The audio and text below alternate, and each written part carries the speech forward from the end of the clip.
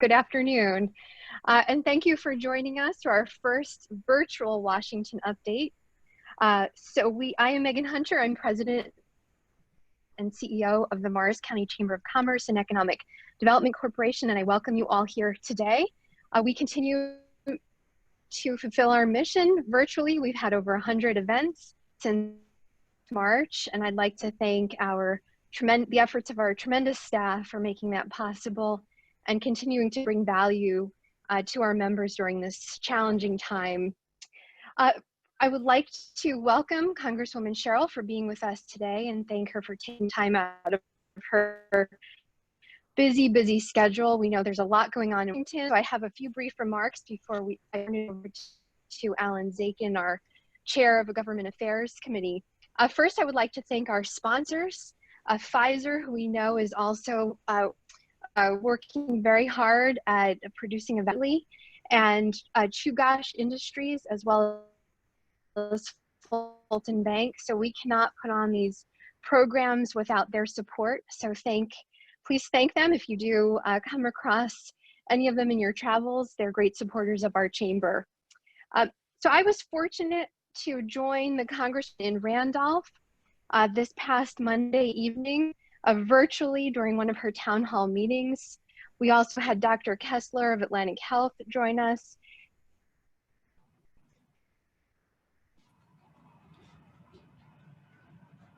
Hopefully we get Megan back soon. She's frozen.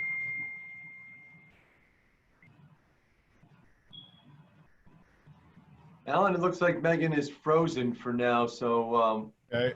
Am I back? Back. Yeah, we lost were you there frozen for a bit I there. apologize. I'm aware. Oh. And my connectivity is unfortunately inconsistent. So I'll just finish up with thanking the Congresswoman for including me in her town hall on Monday. And now more than ever, it's important for us to continue to communicate with our representatives. We thank them for making themselves available, especially Congresswoman Sherrill, who represents the 11th District, especially as the coronavirus crisis persists, continues to affect our members, our businesses, our nation. So I do encourage all of you to continue to communicate with your representatives, let them know how this is affecting your business, and communicate with us at the chamber as well. We do send out surveys every now and again, so we do appreciate your responses. It helps us understand your business and how you're pivoting. So many of you have done a tremendous job of serving your clients and customers during this time. And please let us know how we can help you. We do have resources available through the EDC and through our committees, and of course through our seminars and events. So I'd like to turn it over to Alan Zakin, Chair of the Government Affairs Committee, and also thank Michael Stanzilis, who is with us today, Vice President of Membership, who serves as liaison to that committee. So thank you both. And Alan. Thank you very much, Megan, and thanks again to our sponsors, particularly during these times of COVID. We appreciate the loyalty of our sponsors. And as Chair of the Government Affairs Committee, this is always an important event, more so now even because of COVID. We do have another event that will get scheduled. This was the last live event that we had to cancel was with new Assemblyman Brian Bergen. So we're going to have that virtually at the end of the month. So we'll be in touch with you about that. And that'll be brought to you by Tilcon. So we thank them. And this is always a thing we look forward to, the Washington Update. And there are a lot of different issues regarding the economy, taxation, economic growth, job training, international relations, defense. And that's all, of course, colored by COVID. And we appreciate the Congresswoman has been working very hard and been very accessible in these times and worked with us already and been at forums that Megan discussed and ones that the Chamber's hosted. So we very much appreciate that. And particularly on tax day, I appreciate that I didn't have to make an April 15th payment. I have to make 2 July 15th ones, but that did help with cash flow. And appreciate all you're doing. And I know everyone wants to get to you. I'll just say that there's a chat function if everyone wants to identify who they are, but there's also the Q&A function. And Mike Stenzells will moderate that. So if you have any questions as the Congresswoman's talking, please put those in Q&A and comments in chat. And with that, virtual big round of applause for Congresswoman Mikie Sherrill.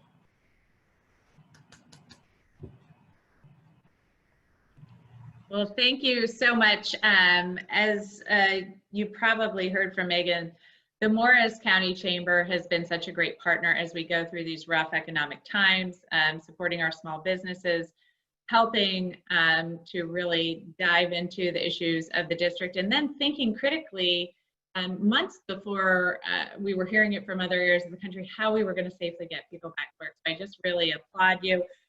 Thanks so much, Megan, Mike, and Alan, and the whole chamber for hosting me for our Washington update.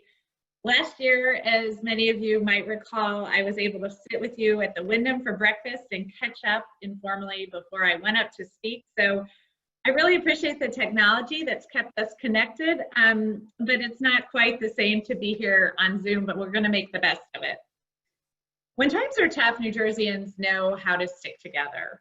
We've seen during this pandemic the bravery, the fortitude, the strength that defines our state. And while the actions taken by everyone to flatten the curve have worked, to date we've lost more than 13,600 of our friends and family members, more than 600 in Morris County alone.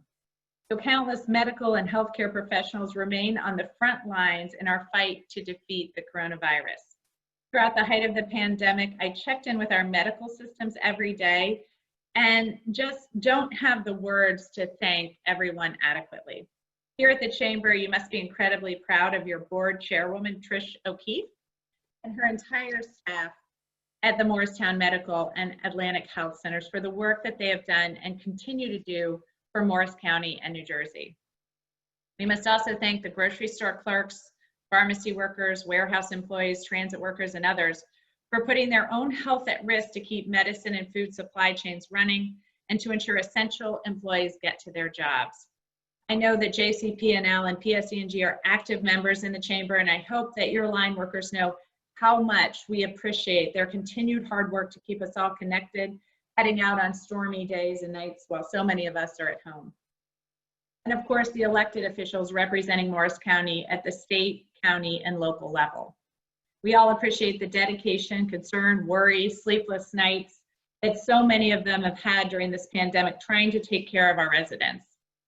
I have regular calls with NJ11 mayors, county officials, and state legislators, and it's been inspiring to see everyone working together, regardless of party, to serve our communities so that together we can get through this crisis and proudly remain Jersey strong.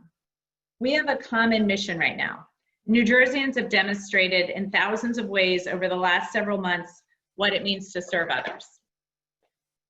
And it's in the same spirit that I approach my own work for this district. The mission-focused attitude that guided me in the Navy, at the U.S. Attorney's Office, and now as your member of Congress. This country is best served when our elected officials come together to solve our greatest challenges. And I'm proud to say that I've had 4 bipartisan bills signed into law by the President.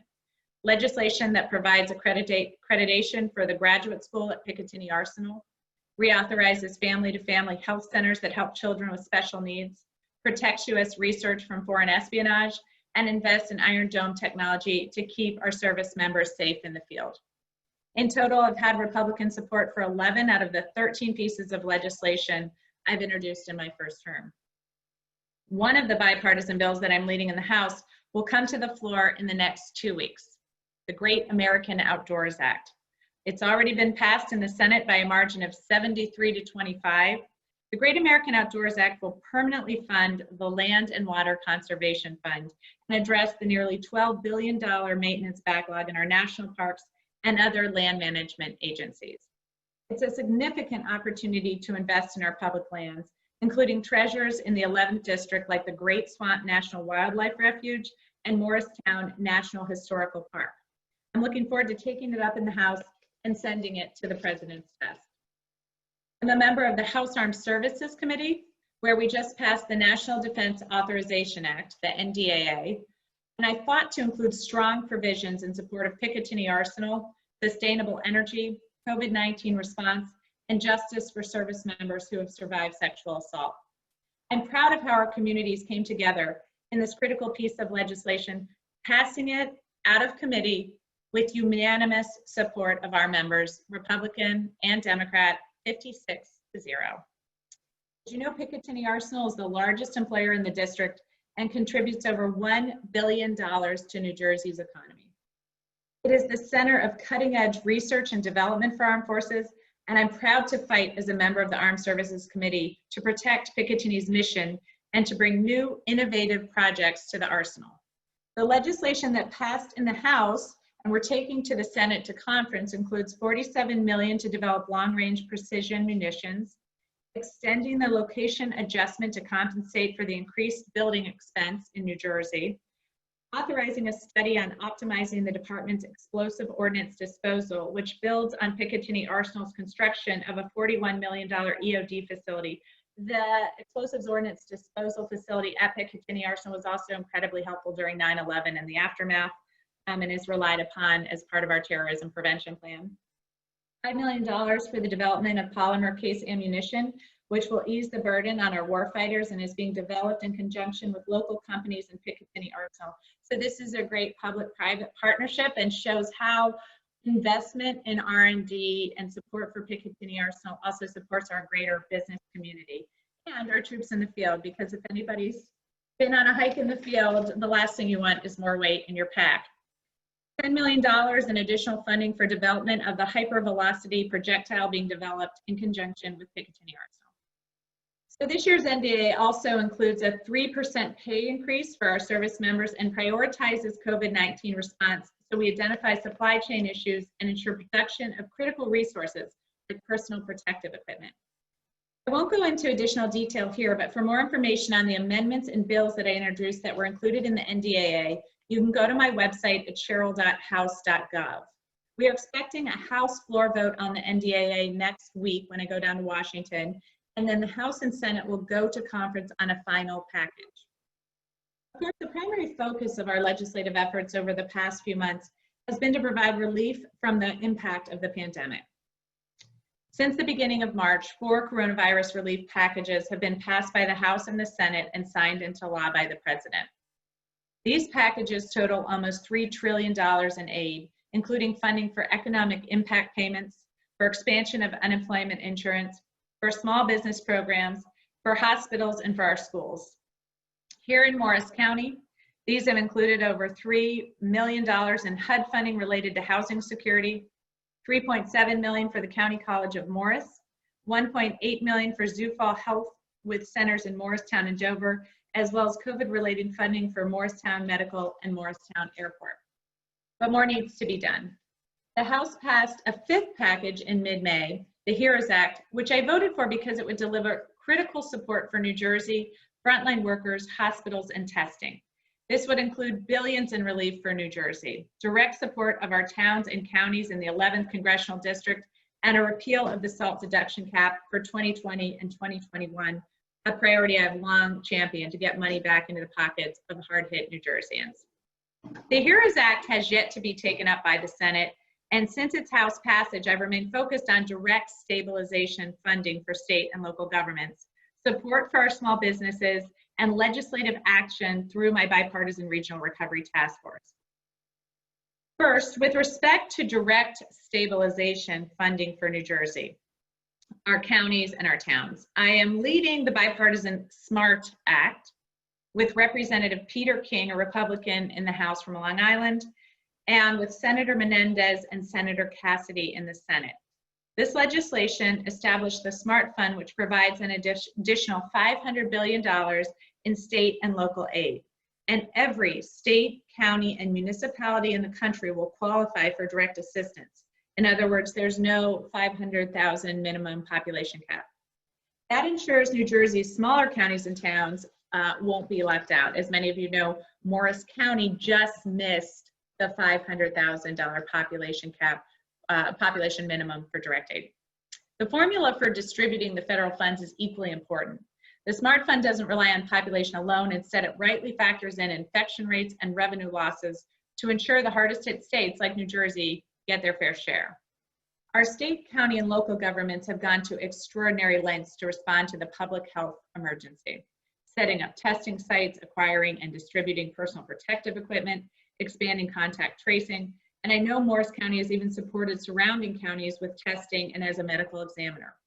With each passing day, our state, counties, cities, and towns lose more of the tax revenue they depend on to provide residents with the essential services that make New Jersey such a great place to live and to work. Despite what some in Washington might think, we cannot allow our state, counties, and towns to go bankrupt. We deserve a better federal response.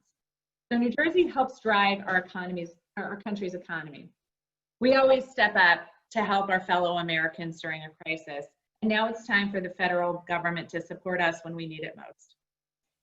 You know, when Senator McConnell made the comment that state and local government should go bankrupt, that was when New Jersey was at the height of the pandemic, and we had a worse outbreak here in New York than anywhere else in the country.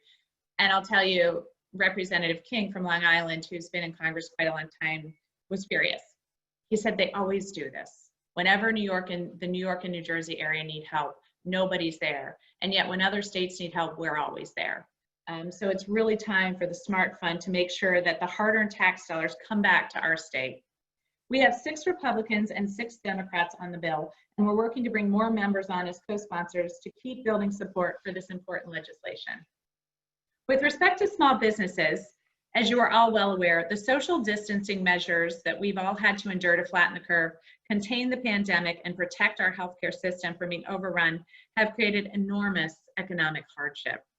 COVID-19 has taken not only a personal toll on New Jerseyans, it's also creating an incredible economic burden. I'm so grateful for the feedback I've received from chambers like yours and directly from our business community in NJ11 since the beginning of the crisis. In addition to multiple roundtables and town halls with small businesses and chambers, we put out an NJ11 small business survey, which gave me critical information to advocate for the key changes in the Paycheck Protection Program, the PPP loan program, that were signed into law by the President in May, the PPP Flexibility Act. And last week, I urged the Treasury Secretary and Small Business Administrator to issue clear guidance clarifying that small business owners who previously returned their PPP loans are able to reapply for the program, given that the terms have been substantially altered by the recently adopted Paycheck Protection Program Flexibility Act. As I visit and speak with small businesses reopening around the district, it's clear that they continue to need support related to pandemic startup, and the reality that they are operating at a lower capacity per the required public health guidelines. So I launched a second small business survey today focused on the challenges of reopening, and I look forward to the direct feedback so that I can continue to advocate for what is most needed. And for those of you who have time to fill out the survey, I'd really appreciate it. I'm headed back to Washington Monday to start to legislate on the next the next CARES Act bill. So your feedback is really helpful at this time. You can go to the COVID-19 section of my website under the Resources for Business tab to find the survey. We had more than 340 small business owners from 50 towns across the district respond to the first survey. And I'm grateful once again for our common mission to help our small businesses at this unprecedented time. Finally, I just wanted to touch on the bipartisan COVID-19 Regional Recovery Task Force that I briefly mentioned earlier. I formed a task force with Republican Representative Pete King from New York and other Democrats and Republicans in the House to address the needs of states in the Northeast. The group has heard from leading experts like Andy Slavitt, the acting administrator of the Centers for Medicare and Medicaid Services from 2015 to 2017, and Dr. Scott Gottlieb, commissioner of the FDA from 2017 to 2019. We've released reports from these meetings and are now focused on the legislative action that should come out of these meetings. At the end of June, along with my task force co-chair, Pete King, I led the introduction of the COVID-19 Stop Calling Americans Maliciously, or the SCAM Act, to give the Federal Trade Commission the authority to seek civil penalties against those carrying out COVID-19 related calls or texting scams. In May, the task force held a discussion with Kelly Driscoll, a member of the Massachusetts COVID-19 Command Center, who highlighted the increased challenges of COVID-19 scam calls and the dangers they pose to vulnerable communities, including seniors, who have been targeted with attempted financial exploitation and misinformation about vaccines, among other things. I also joined with members of the Regional Recovery Task Force in June to urge the CDC and CMS to issue additional guidance to businesses that clearly delineate circumstances that require a business to shut down and circumstances where a business can remain safely operational, even if a positive COVID-19 case is identified. As businesses in the Northeast and across the country reopen, this information is critical to support our nation's goal of reopening the economy safely and productively. This week, we'll receive guidance from the CDC and answers to these questions, and I'll be posting this on my website, and we'll be sure to share with the Chamber. And finally, I just recently introduced with Republican Representative Kevin Hern from Oklahoma, the Protect Telehealth Access Act, to build on telehealth's proven success during the COVID-19 pandemic by codifying Medicare reimbursements for telehealth services. We've seen the benefits of expanded telehealth services during the COVID-19 pandemic and the importance of making sure access to care is available if patients have to stay at home. That value won't go away when the pandemic ends. So I'm working with Representative Hern to ensure Medicare beneficiaries do not lose access to these important services. So I've just given you a lot of information in this legislative update. I haven't even gotten to a couple other issues really important to the district. Recent legislation on infrastructure, which is surprising for someone who's earned the title in Washington of, I've been called the tunnel-obsessed Congresswoman, and harmful algae blooms, but maybe we'll get to Q&A and let people direct the topics to what they're most interested in. So I just want to finish up with another big thank you to the Morris County Chamber.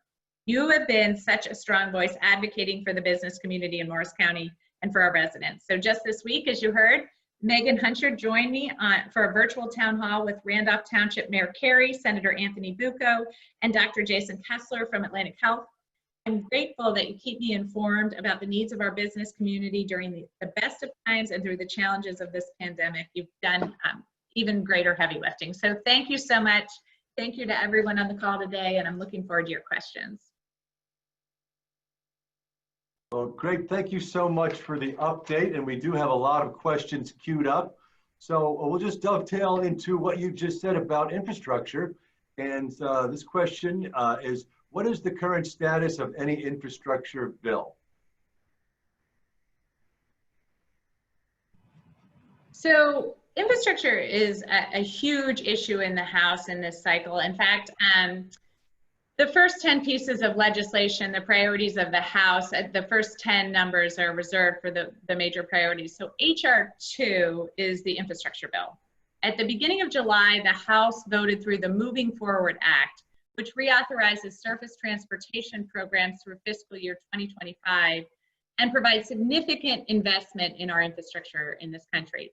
It includes critical provisions that will help get shovels in the ground for the Gateway project. As some of you may recall, I think I might have spoken about it last year, I had the chair of transportation and infrastructure in our Hudson River tunnels at about midnight when traffic was low last year, just to show him the desperate need we have for repair. And he had committed to me that there would be no House infrastructure project that didn't include the Gateway Tunnel. So we have seen amendments included in this legislation that could add up to $500 million for Gateway and help ensure that we implement evidence-based safety measures on mass transit systems to mitigate the risk of COVID-19 and ensure resiliency against future pandemics. The Moving Forward Act includes several provisions that I advocated for to advance the Gateway project and improve commuting and passenger rail in New Jersey and along the Northeast Corridor. So it authorizes $29.3 billion over 5 years for Amtrak, including $13.1 billion for the Northeast Corridor, more than 3 times the FAST Act level of investment. It clarifies that federal loans under the Transportation Infrastructure Finance and Innovation Act, TIFIA, that are repaid with state funds are counted as part of the state government share of the project. This is a technical correction, a fight that we were having as a delegation with Secretary Chow of Transportation. She put some roadblocks in that this bill helps alleviate. It creates the Passenger Rail Improvement Modernization and Expansion, or the PRIME grant program, which is authorized at $19 billion over 5 years and is devoted entirely to funding passenger rail improvements and expansion. It specifies that prime grants are available to projects in the project planning, development, and environmental analysis phase, another technical correction. It creates the projects of national and regional significance. This, I think, is critical to our region, and this was pretty much put in there to support Gateway. A broad funding pool for passenger rail transit projects such as Gateway that is authorized at $9 billion over the life of the bill. It expands funding for the Consolidated Rail Infrastructure and Safety Improvement Grant Program from $1.2 billion over 5 years to $7 billion over 5 years, and it expands eligibility for the program to commuter authorities such as New Jersey Transit. It also requires increased oversight and transparency in the Department of Transportation's transit project authorization process, including requiring reports to Congress by the Secretary of Transportation about transit funding and decision making.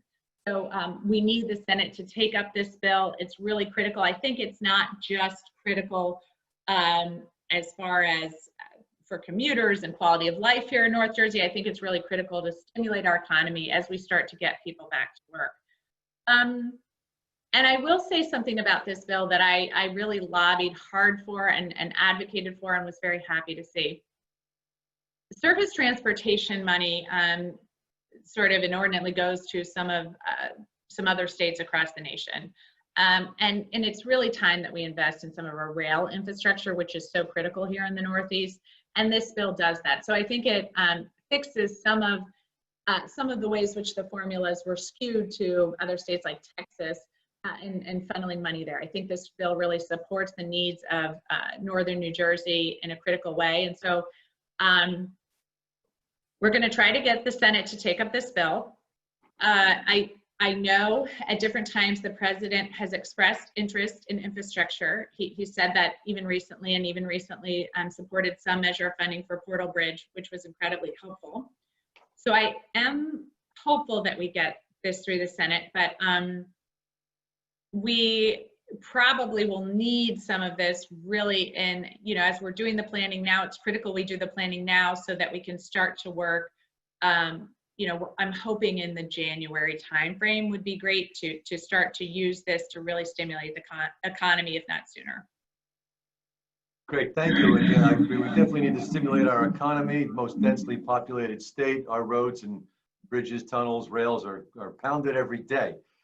Great question coming up from NJMEP regarding manufacturing. So this is regarding the CARES funding and the 2021 budget and post-COVID economic growth. Can you discuss opportunities for any additional support and funding for manufacturing, including DoD and DoD-related industries, cybersecurity, workforce development, and really, above it all, is domesticating our supply chain? So there's a few questions built into that question there, but domesticating supply chain and, of course, manufacturing here in New Jersey. That's a great question, and I think I think what the pandemic made so clear to us is the vulnerability of our supply chain. And I will tell you, I've worked in national security for decades. That was not usually the first topic that came up. Was, as we talk about our national defense and security strategy, our supply chains, and that's front of mind now. And we've had the DoD on the phone several times talking about manufacturing and supply chains. Early on, I encouraged the president to use the National Defense Production Act so that we could utilize the manufacturing base of this country to start to produce the PPE gear that we needed. He has decided not to do that in that area. However, we are utilizing the Defense Production Act for military production. So we have utilized that. We are still producing on a large scale for our Defense Department. I talk to the defense manufacturers quite a bit. I'll tell you that especially when you're talking about our airplane industry, defense production has been critical. The airplane industry doesn't think they'll get back to levels of commercial airplane manufacture for several years. So the defense production is incredibly helpful to that industry. And then I've talked to them about how they're safely handling coronavirus, and they've worked very hard, and they have factories all over the country. So they've spread out. As one area of the country gets hit hard, they've been able to surge in another area of the country, and vice versa. The NDAA creates the Small Business Industrial Base Resiliency Program. That's something we just voted for, and authorizes the Assistant Secretary of Defense Industrial Base Policy to enter into transactions to purchase or make a commitment to purchase goods or services from small business concerns in response to COVID-19. These are intended to support the monitoring and assessment of small businesses. Many, and we have people here who've had to deal with this. Many times some of our small business manufacturers are shut out of some of the contracting for our defense industry. So we have tried to make sure that as we're spending money in the defense industry and manufacturing, that our small businesses are not shut out of that process. That's especially important here because we do have a defense manufacturing base in the 11th district. We're also looking at that critical supply chain issue and what are the things that we need to manufacture here in this country. We certainly, I think, want to make sure we remain part of the global community, that we're getting the latest research and development and innovation here in this country so we can continue to be one of the most innovative places on the planet. But we also need to produce things here. I'll tell you, in the middle of our crisis was probably the peak of coronavirus here hit in about April. I was on the phone with our healthcare providers every day. We were running out of the sedative that you need for to put people on ventilators. So which was critical to caring for people. And it was manufactured, one of the manufacturers was located in Italy. And as you recall, Italy was having a horrible outbreak at the same time, and it had closed off any sale of that outside of Italy. So that just shows you what these supply chains look like in a time of crisis.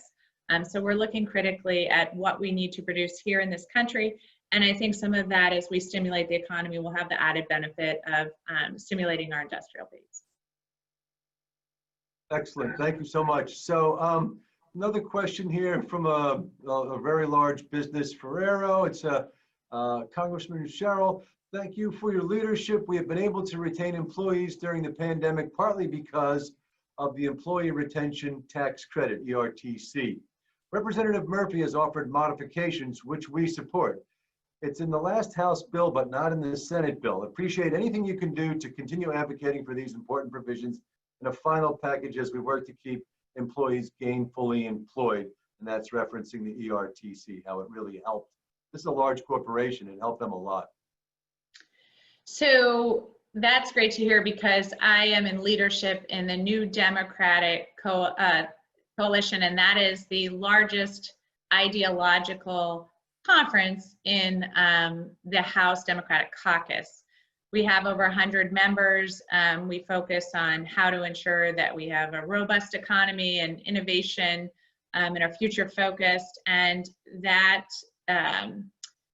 tax credit was worked on in the New Dem Coalition by Susan Del Bene. And then I'm also a member of the Blue Dog Caucus, which is another caucus in the Democratic Coalition led by Stephanie Murphy. So she worked very hard on that as well. So they really worked to ensure that was added to the HEROES Act. And as I go down next week to advocate for what New Jersey needs, that will be a piece of what we're pushing for in the final bill. And it's great to hear from you guys. I usually meet with Ferraro, but with COVID, we haven't seen each other, but thanks for the question. Yeah, you need to see him to get a replenishment of good chocolates. So good chocolates and Tic Tacs, yeah. So staying along the tax question line here, Josh Hurwitz, Delta Dental, is there a good chance at least some of the SALT deduction could be partially restored? Will the Senate agree to this? Is keeping this in the final bill a priority for the House leadership? So the one thing that seems to be, so there are a couple things that I have heard of as priorities. I will tell you that SALT was a huge priority for the House. It was the second, it's really hard to get bills on the floor at the end of the year. You're just trying to get so much work done. But I worked really hard along with the rest of the New Jersey delegation to get it on the floor. It was the second to last bill. I was in the speaker's chair as it was passed. We worked incredibly hard to explain across the caucus why that was so critical to our district and so many districts across the nation. So we got that passed out of the House. We also added getting rid of the SALT deduction cap for a couple of years to the HEROES Act so that we could get more money in people's pockets. I'm advocating for that heavily to pass in the Senate. Grassley has said that is not going to be part of the Senate bill, but we've heard different negotiating tactics start at the beginning, and hopefully we can overcome them. So I'll be working very hard to overcome that, because I just think that would help alleviate some of the pressure on the household economies and finances of so many people in the 11th district. So I'll continue to push hard for that. Great, thank you so much. So another great question here regarding the unemployment benefits. Do you think the federal $600 unemployment benefit set to expire this month, will that be extended? And that comes from Josh Benson of Tilcon. Thanks, Josh, for the question. And I usually am, at Tilcon by now, so hopefully we'll see each other in person in the not too distant future.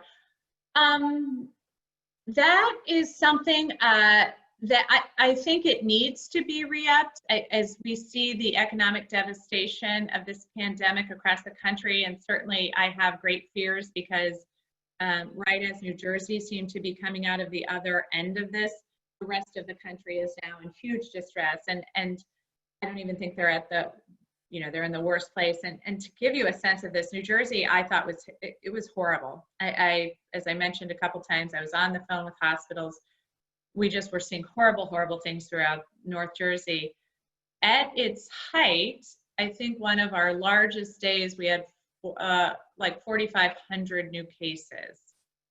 I just saw a single day in Florida that was approaching 16,000 new cases. It's just devastating to think of those types of numbers. So we haven't gotten our arms around this disease yet, which means that we still need to support people through this. And the extra unemployment money is critical for several reasons. One, so people can get through this, so they don't lose their homes, so they can put food on the table, so they can remain economically solvent, and so they don't slide into poverty, which may have repercussions for decades. Two, because that money also helps in our economy, helps continue to, those small businesses that are able to work through the pandemic, continues to put money into those small businesses. However, we have heard complaints that to some extent in some areas where people are able to safely go back to work and want to go back to work, they still feel compelled to stay on unemployment because they're making more money on unemployment. So what we want to do is make sure that we are protecting people who need unemployment money, while at the same time, if you feel safe and secure going back to work and can work in our economy and help the economy and provide more economic security for your family, you're incentivized to do that. So we're working with Republicans right now to try to come to a compromise on ensuring that we still have unemployment funding, but some of that money will probably move into direct payments, so that if you're making under a certain amount of money at your job, you're getting a direct payment, and that's going to put you on better footing than if you quit your job and simply took unemployment. So we're working on some of that now. Several of the ways we wanted to incentivize work, it's very difficult to do some of these programs with the structures we have in place. Maybe when we get through this, we can update the computer systems of the Treasury, et cetera. But right now, that seems like that might be the best proposal. So we're working now. I was just on a call with what used to be called the Tuesday group of Republicans. They've changed their name, and they're very interested in this. And I'm hoping we can come to a good bipartisan agreement on how we continue unemployment, but at the same time incentivizing people who can go back to work. And I don't want to go on forever, but I do want to say there are people that we need to take care of right now. People who, because they have a coexisting health condition, are not going to be able to go out until we get a vaccine. people that are older that don't feel safe going out. And then, you know, people with children. Right now, as I sit here, I have 4 kids. Congress has started to legislate again. I'm going down on Monday, and I'm kind of piecing together somewhat random childcare with my sisters, my husband, and what his job is doing, and a babysitter that we have. But it is, it doesn't feel incredibly sustainable, and I'll figure it out. But there are a lot of people right now that I think are going to have a very difficult time without routine childcare going back to work too. So we just have to be thoughtful about that as we take care of people and make sure those people who really are struggling are taken care of, and then those people who can safely go back to work are doing so. Great, thank you. Next question here, Howard Becker. Is there any discussion in the House with regard to the PPP forgiveness automatically happening for the loans under a certain dollar amount? So it's that automatic forgiveness. And I have heard a lot of discussion in our small businesses throughout the chamber on that. There's some assumptions out there, so it could be good to clear that up. Yes, so we have put together we've gotten a lot of questions about forgiveness, and there have been more safe harbor rules. And I think that's been critical for people to understand. I was just talking to somebody today, and they were worried about that. They said, you know, we're trying to do the right thing, but I'm worried that even trying to do the right thing, we might make some mistakes. And I said, yeah, and then you don't get your loan forgiven. And he said, well, I mean, I want to get my loan forgiven, but I also don't want to go to jail. So, you know, we really have to make sure that people who are trying to do the right thing are taken care of. So the PPP program still has $130 billion left in it. I'm looking at ways to make that more accessible. Last week, I signed a letter urging the Treasury and the SBA to issue clear guidance, clarifying that small businesses, as I said, who previously returned the loans can reapply because of all the changes to it. And then the safe harbor provisions are changes made to loan forgiveness eligibility for PPP that gives small businesses more flexibility in accessing and using funds while still allowing the loans to be forgiven. There have been 3 major safe harbors created so far. And the first was created by the Treasury Department, issuing new guidance on May 13th. And the second and third were created by the PPP Flexibility Act that passed the House today, that passed the House. The safe harbor number 1, it's a certification that PPP funds are necessary. So to apply for funds, they have to certify, quote, in good faith, that the requested funds are necessary due to the economic certainty. And a lot of people found that very ambiguous. The terms like good faith and economic uncertainty. So many small businesses were worried that they could be subject to SBA or Treasury audits, potential fines, and other penalties. So this deterred some of our businesses from seeking the loans in the first place. On May 13th, the Treasury Department issued new safe harbor guidance that any small businesses receiving PPP loans of $2 million or less would automatically be certified as acting in good faith, and that no audits or penalties would be applied to these firms as a rule. And then safe harbor number 2 involved businesses unable to rehire employees. So to receive loan forgiveness, small businesses must rehire their employees by June 30th, 2020. However, we were still, in stay-at-home orders, and that depressed the levels of economic activity. Many businesses were not able to do that. So the PPP Flexibility Act allowed firms to still qualify for loan forgiveness if they make a good faith attempt to rehire employees, even if they are unable to do so. Safe harbor number 3, businesses unable to return to pre-pandemic levels of economic activity. So the PPP Flexibility Act also created a provision that allowed small businesses to claim loan forgiveness if, at the end of the covered period, they're unable to return to the same level of business activity as prior to COVID-19. So for example, because of a second wave or a long-term change in demand as a result of COVID-19.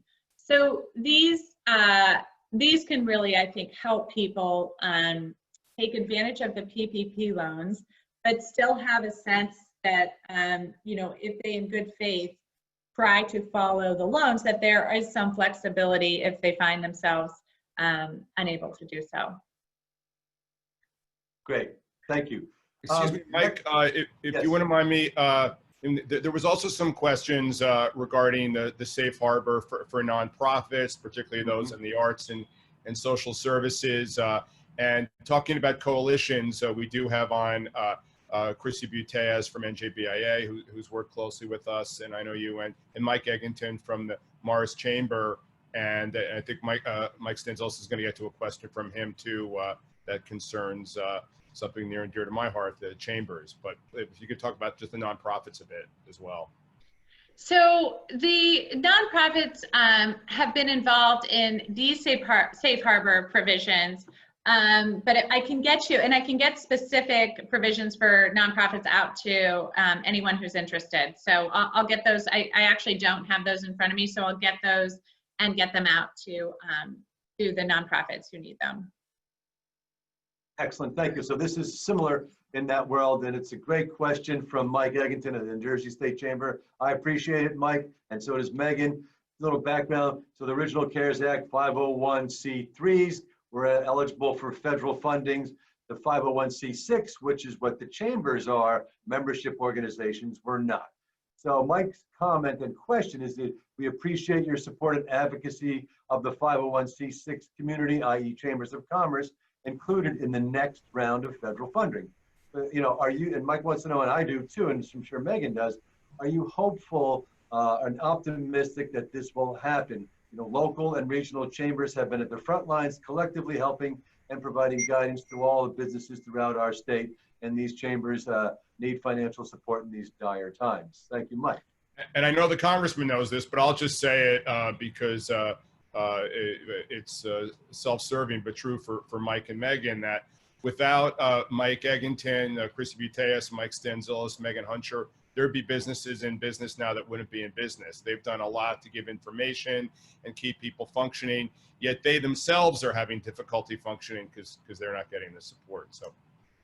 No, certainly, and that was pretty apparent early on, all of the great work that the Chamber and others were doing. So I signed a letter in support of the 501c6s in the PPP loan. I'm going to keep fighting for that to be included.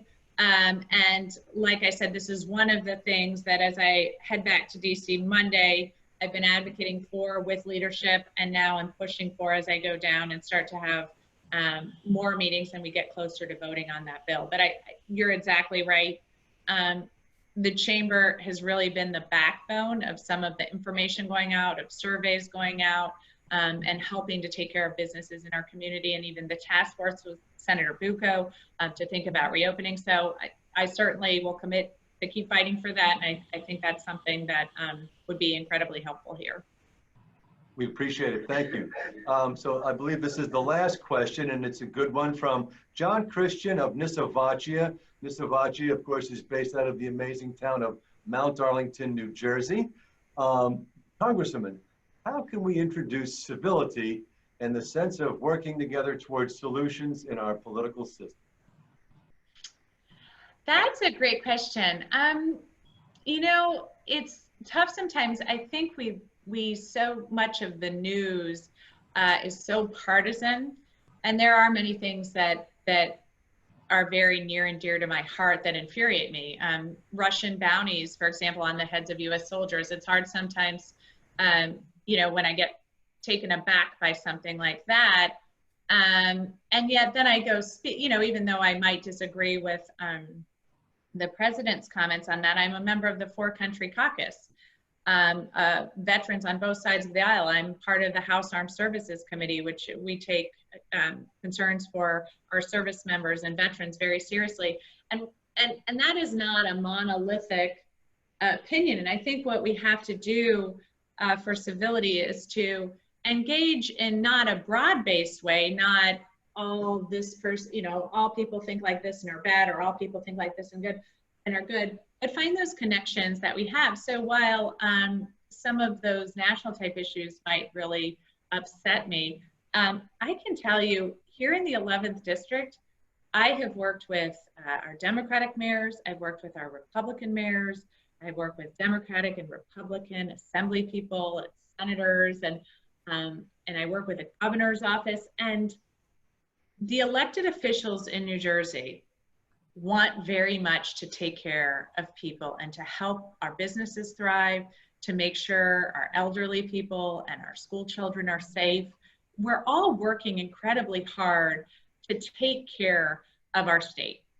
And I can tell you, I've been in meetings, I've been on mayor's calls, I've been on emergency managers' calls from the different, I wish sometimes that the greater public could hear some of our calls, could hear the emergency managers of each of my 4 counties. 2 of my counties run by a Republican leadership, 2 of my counties run by Democratic leadership, and how the 4 of them all work so closely together. And if somebody brings up a good idea, someone from another county will say, could you pass that on to me? Where are you getting that testing?